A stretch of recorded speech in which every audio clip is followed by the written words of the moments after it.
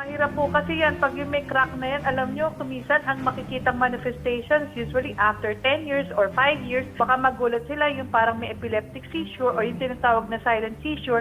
Yung po bang tipong biglang nagwawala na lang ng walang kadahilanan.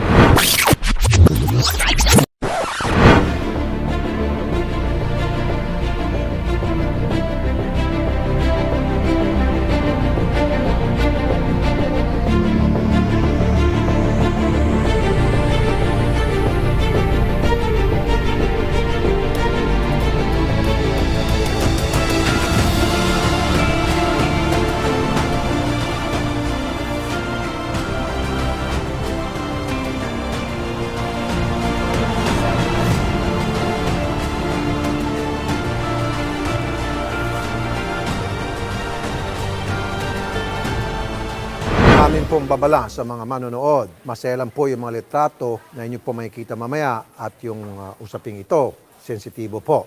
So, gabay po sa mga manonood. Nakakausap po natin ngayon si Ma'am Jane, tiyahin po ng mga bata. Magandang umaga po, Ma'am Jane. Yes po, hello. Good morning po. Good morning din po. Yung pong litrato ng dalawang bata na bugbog sarado, ngayon pa lang po, parang nahirapan na akong huminga. Totoo po. Matindi po ang sinapit nito mga bata. Sino pong may kagagawa ng mga ito, ma'am?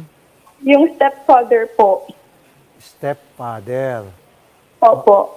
Okay. Kailan po nangyari ito, ma'am?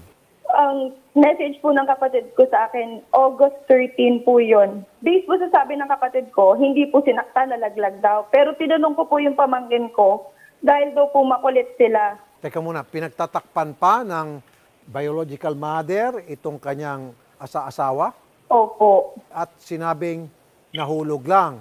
Opo, nalaglag daw po sa double deck. Tapos po yung pangalawang statement niya, sabi niya po, nagbugbugan lang daw yung magkapatid. Hindi po namin alam na nabugbog na yung panganay. Ang alam lang po namin, yung bunso lang. Matagal na bang ginagawa ito ng stepfather dito sa mga bata? Hindi ko po alam. Kasi last update ko po sa kanya nung last month po. Last pong hinihiyan ko ng video yung mga bata po, August 8. Ayaw niya na po magpakita kasi birthday nga po ng pamangkin ko. Gusto ko batiin video call po. Wala na po siyang pinapakita ng video. Ano nga pala nangyari sa tatay nito mga bata, yung biological father nito mga bata?